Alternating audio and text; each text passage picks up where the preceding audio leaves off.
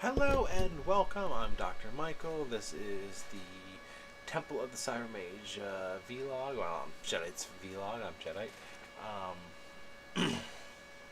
And today I want to go ahead and give you a really quick, really brief introduction to the eighths and the quarters. When I said it that way, I don't know. Alright, so Wiccan.pw, that's my website. Go ahead, check it out. My online book of shadows is there. Kind of random hair sticking up there. Sorry about that. Alright, so let's go ahead and just jump right into it. So behind me you notice my altar. And specifically these four colored candle holders. My camera there. So you've got green in the north, which represents earth, yellow in the east, which represents air, red to the south, which represents fire, and blue on the west, which represents water. These are the four quarters. When we cast the magic circle, we early on call the four quarters, and when we close the circle, we dispel the four quarters. The eights, which is spelled AIRTS, are the... I view them as the personification of these quarters. They can be viewed as the personification of them, the guardians, the watchtower, the personal deity of the quarter, like that. So when you call, let's say, the element of air, not only are you calling air and what it represents, you're also calling its guardian, its watchtower, to come and guard over your circle and to lend its energy and to lend the energy and the characteristics and the aspects of that element to your working. So what are the four quarters? And I am going to be doing most likely a more in-depth series on each of these in the near future. I'm working with somebody else to figure that out now. If I'm going to be doing as part of a project they're doing, or if I'm going to be doing it here. Stay tuned for more information on that. So we are going to go ahead and start in the east, and the order that I'm using is the order that's used in the Corellian tradition that I follow, and this is the order that you would call them at the beginning of the circle. And when you close your circle, you usually go the opposite way around, kind of a first in, last out methodology. So let's start in the east. That is the element of air. It is represented by the color yellow.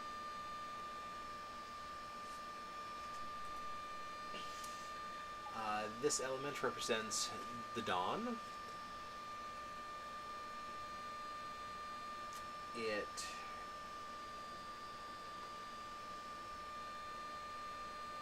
My notes are wrong. It represents the dawn. It represents intention and the beginning of ideas.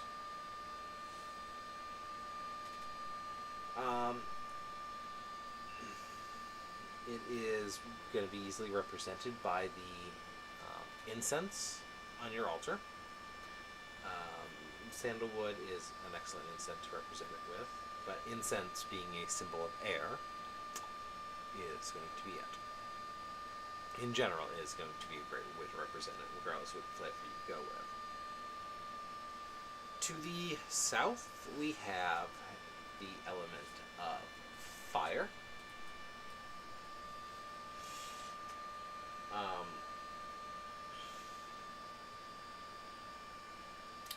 Fire represents midday.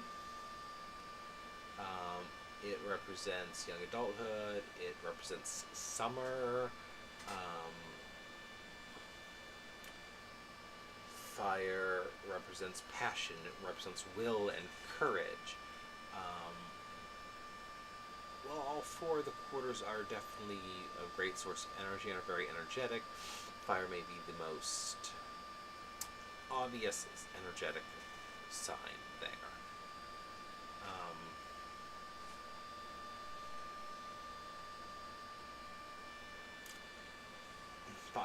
fire is going to be represented on your altar. Not only by the color red, but by the candles in general that are on it. To the west, and I'm gesturing in the direction west from where I'm sitting, is the element of water. It is blue, obviously. Water represents twilight and sunset. It represents later phases in your life, such as maturity, parenthood. It represents autumn, season of autumn.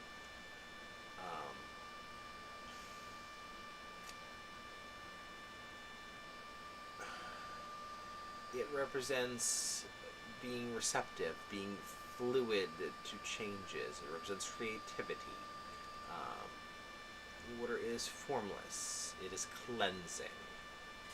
On the altar, it would, of course, itself be represented by water. On my altar, you'll see, while I'm pointing, the black cups here in the back. One of those does hold water that I use in the ritual space. Yes.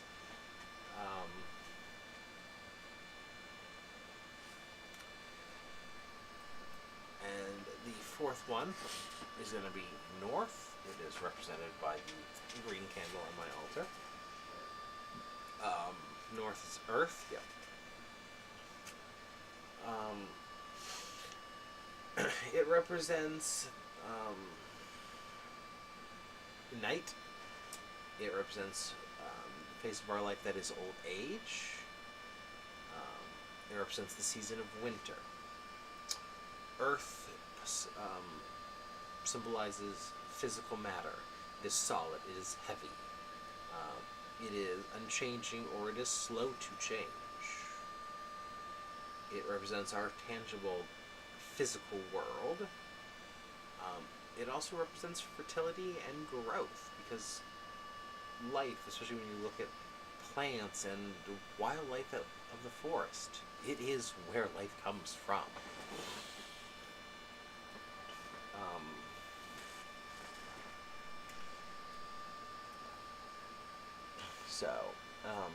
Early on in your the casting of the magic circle, usually right after you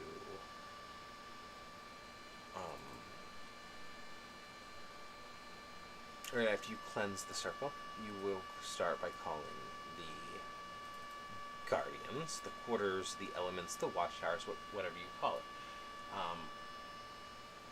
For me, I'll cleanse the circle. I light all the candles at once. Some people will light them as you call each element. I light them all at once because I live in Florida.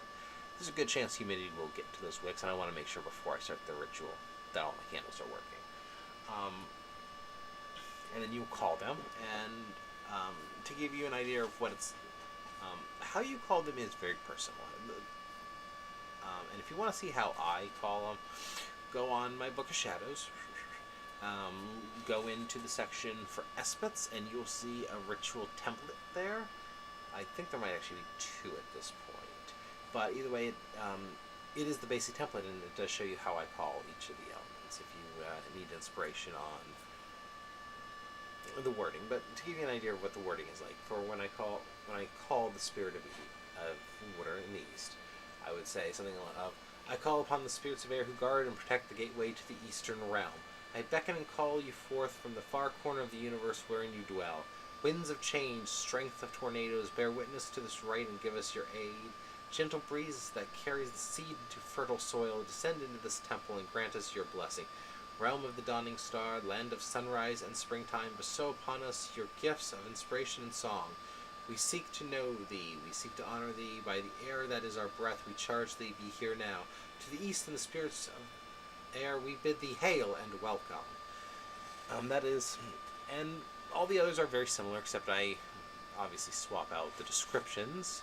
Like this one, I was describe, as I call the element of the air, I'm describing its qualities, I'm describing what it is, and I would do that for each of them. Again, we'll take a look at the template. I spell it all out there. And then when I dispel one, it's going to be, again, very similar, but it's going to be also the opposite. I'm working backwards. Guardians of the Watchtower of the East, spirits of air, we give thanks for you and your presence. We give thanks to you for your presence at this time. We ask now that the winds of change subside into gentle breezes, they recede back into the far corner of the universe from whence they came. Ere you depart for your lovely realms, go in peace and go in power, till we have need to call upon you once again. To the east and the spirits of air, we bid thee hail and farewell. Nice and simple. And again, the others, dispelling them would be the same.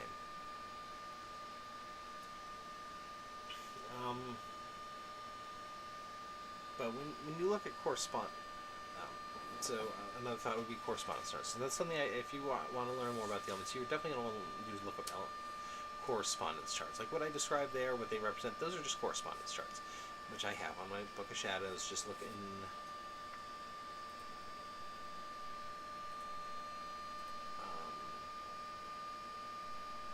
on my first degree Book of Shadows, under Chapter 2, Nature, there's the arts the eights and the elements are listed, and those are just giant correspondence charts. As I'm filming this video, I did find a few errors, so I do have to go fix those later today, probably after I get off work.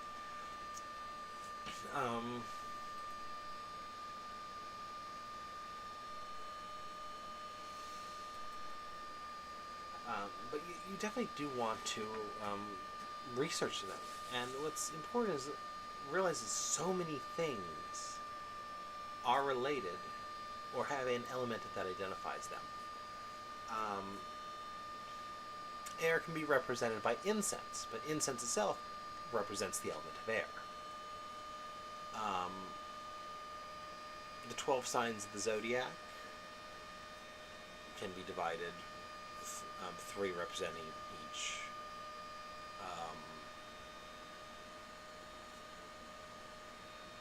3 signs of each Zodiac are represented by each of the elements. I'm a Libra, which I believe is one of the air signs, if I recall. I actually don't know. I don't really put a lot of stock into astrology. I haven't really studied it much, so I don't really think about it. But all of your altar tools also do represent an element. The chalice would represent water. The water, the holy water, again, represents water. The salt that's used when purifying the holy water is earth. Candles are obviously fire.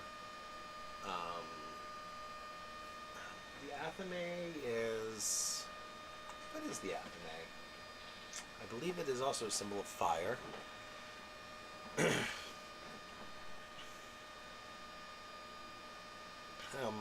But definitely, if you're writing, especially if you're writing rituals and you want to look for the symbology of them, or if you're just interested in studying them.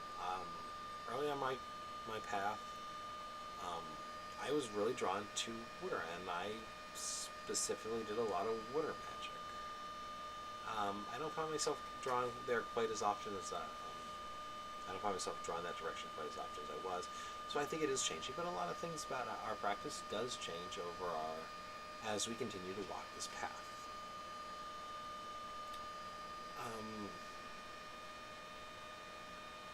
If you want to learn more, and you are new, these videos are meant for new people, I would recommend one, do the reading on my website. Another book I would recommend, again, if you're new, this is one of my go-tos, is Grimoire for the Apprentice Wizard by Over on Sale Ravenheart.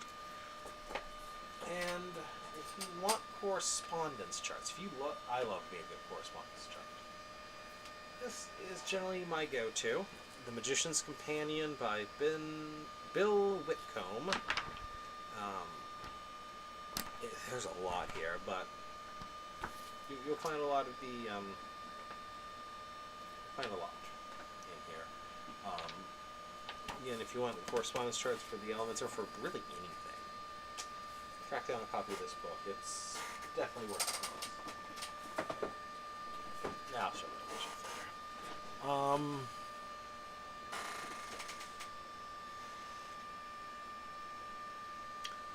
one other site I would recommend, again, for correspondence charts on the elements would be the website for the Pagan Rights Coalition, PRCUPCC, PRCUPCC.org.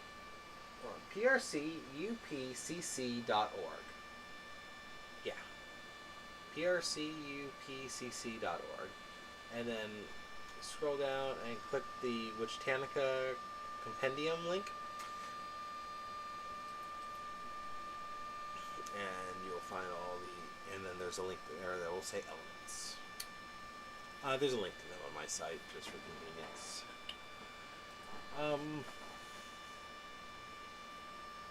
But yeah. So then else... a couple of other little thoughts I'd like to close with is... when it comes to calling the elements, as I said, what I've given you here is the Corellian traditions interpretation of it. Or at least as far as I understand it, as I've learned it.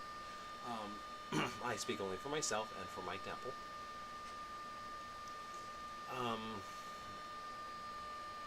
Other traditions assign things in different directions. They assign different meanings to the elements. They assign different directions to the elements. The coloring tends to be similar. Some systems, especially once you get out of Wicca, have more elements. Wicca itself actually has 5 elements. I'm talking the 4 main ones. The 5th one is spirit, and it's a whole different thing. But some, like Chinese, have like 5 different elements. Some systems have this fuse 3 that I know of. I know some people who just don't call the elements at all, just as a personal choice. If you're new to casting circles, performing spells, definitely, at least, even if you don't plan to use them often, familiarize yourself with this, especially if you think you're going to be working with other people down the road. It will come up. Yeah, these are just a few of my offhand thoughts about the 8s and the elements that I wanted to share. I hope you have a great day. You'll notice that I'm doing this video on Friday, not Wednesday, and there's a reason for it. For the month of April, I'm going to try to do 2 to 3 videos a week. Monday, Wednesday, Friday being my goal. I'm going to do my best. I'm also live streaming this on YouTube, and will be also posting it on the YouTube channel. Link to the YouTube channel, link to my Book of Shadows, link to information about my temple. Wiccan.pw is the website. .pw is the actual ending. There's not a .com or anything weird at the end of it. Actually, I guess .pw is weird and .com isn't, but whatever. Yeah, that's the website. I'm Michael. Thank you for joining me. Take care and have a great day.